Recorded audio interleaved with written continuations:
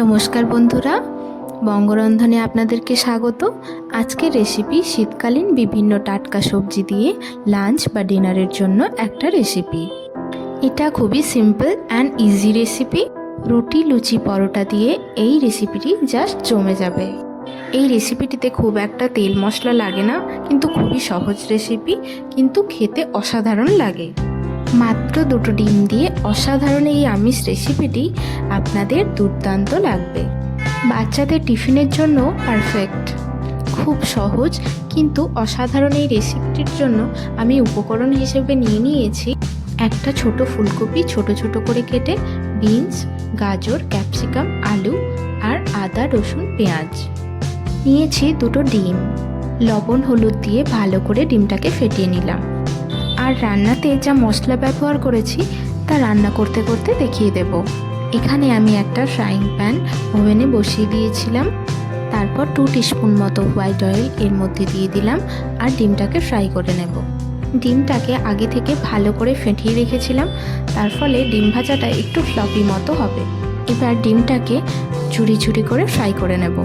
ডিমটাকে এখানে low to medium ফ্লেমে ফ্রাই করে নিচ্ছি। আর ডিমটাকে একটু হালকা করে ভাজতে হবে, খুব কড়া ভাজলে কিন্তু হবে না। আবার কিছুটা তেল অ্যাড করলাম। তারপর তেলের মধ্যে পেঁয়াজ, কাঁচা লঙ্কা, আদা, রসুন ঝুরি ঝুরি করে কেটে রেখেছিলাম সেটা দিয়ে দিলাম। তারপর এগুলোকে ভালো করে তেলে ভেজে নিতে হবে। ভোরবেলা হাতে কম সময় থাকলে পরে এই রেসিপিটা ট্রাই করলে ঝটপট তৈরি হয়ে যাবে। এখানে বলে রাখি, বাচ্চাদের জন্য রান্না করলে তাহলে অল্প লঙ্কা দেবেন, আর যদি বেশি ঝাল খেতে পছন্দ করেন তাহলে বেশি ঝাল দেবেন। এখন পেঁয়াজগুলো মোটামুটি ভাজা হয়ে গেছে। এর মধ্যে দিয়ে দিলাম সমস্ত সবজিগুলো, ফুলকপি, বিনস, গাজর, আলু আর ক্যাপসিকাম। এখানে আমি আগে থেকে সবজিগুলোকে ফ্রাই করে রাখিনি, সবজিগুলোর কাঁচা অবস্থাতেই দিলাম। এবার কিছুটা সময় নিয়ে হাই ফ্লেমে সবজিগুলোকে নাড়াচাড়া করে নেব। এখন সমস্ত সবজিগুলো যাতে মোটামুটি সেদ্ধ হয় সেই জন্য ঢাকা চাপা দিয়ে দিয়ে সেদ্ধ করে নেব। এবার গ্যাসের ফ্লেমটাকে লো টু মিডিয়াম করে সবজিগুলোকে তেলের মধ্যে ফ্রাই করে নেব। তার জন্য দিয়ে দিলাম স্বাদ মতো লবণ আর দিয়ে দিলাম স্বাদ মতো হলুদ গুঁড়ো।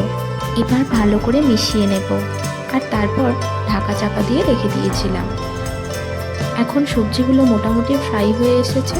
এর মধ্যে দিয়ে দিলাম আগে থেকে ভেজে রাখা ডিম।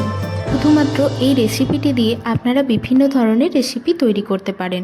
যেমন এই রেসিপিটি হয়ে গেলে পরে আপনারা ফ্রাইড রাইস হিসেবে ইউজ করতে পারেন, আপনারা স্যান্ডউইচ হিসেবে ইউজ করতে পারেন, চাউমিনের মধ্যেও দিয়ে দিতে পারেন, আবার ম্যাগিতেও ইউজ করতে পারেন। এই রান্নাটা কিন্তু বারবার ঢাকা চাপা দিয়ে দিয়ে করে নিতে হবে। এরপর এর মধ্যে আমি অ্যাড করে দিলাম গ্রিন চিলি সস। ভালো করে সবজির সাথে মিশিয়ে নেব। ঢাকা চাপা দিয়ে দিয়ে রান্না করলে তবেই সবজিগুলো অনেকটা নরম হয়ে আসবে, মানে সেদ্ধ হয়ে যাবে।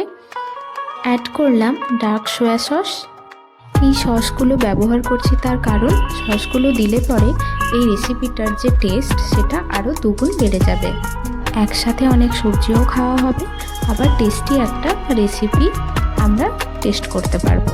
আর দিয়ে দিলাম কিছুটা পরিমাণ টমেটো কেচাপ। এবার এই সসগুলো দিয়ে সবজিগুলোর সাথে ভালো করে মিশিয়ে নিতে হবে। লবণ আমি আগেই দিয়ে দিয়েছিলাম, আর এখানে যেহেতু অনেক পরিমাণ সস ব্যবহার করা হয়েছে তাই জন্য লবণটা একটু দেখে দিতে হবে।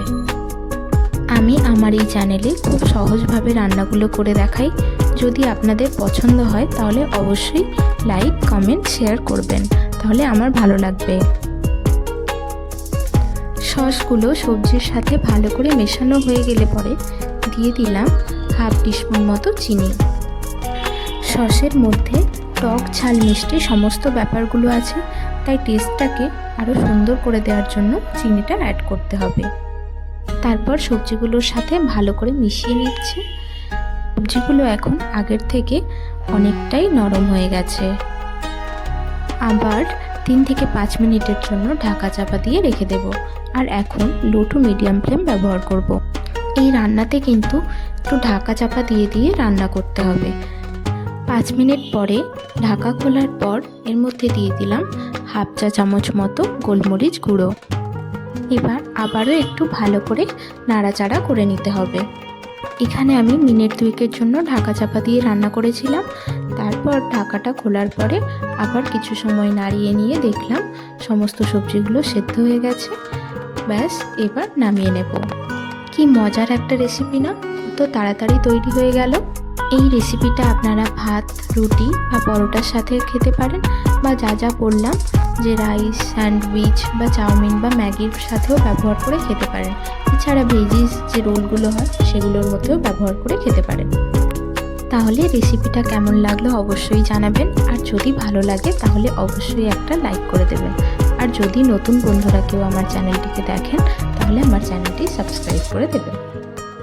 আশা করছি আপনারা এখান থেকে কিছু নতুন নতুন রেসিপি শিখতে পারছেন। তাহলে আজকের মতো এই পর্যন্তই, দেখা হচ্ছে নেক্সট ভিডিওতে। বাই।